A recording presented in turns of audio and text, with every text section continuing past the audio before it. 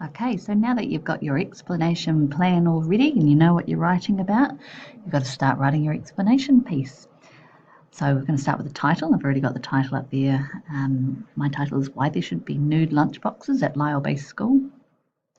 And then the whole explanation piece is broken up basically into an introduction, then a body, otherwise known as the juicy bits or the meat of the hamburger, and then a conclusion or a summary at the end.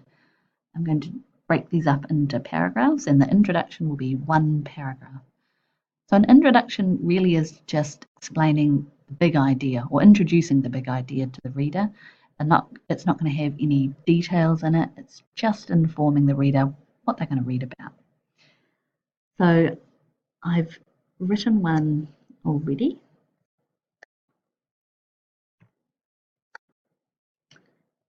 And here I've looked at my plan and I've written we have a problem at Lyell Bay School. There is too much rubbish.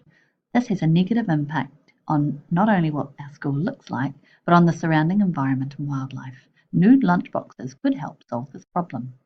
So as you can see, I haven't gone into any detail. I've just introduced what the reader is going to read about, and then I'm going to move on to my next paragraph.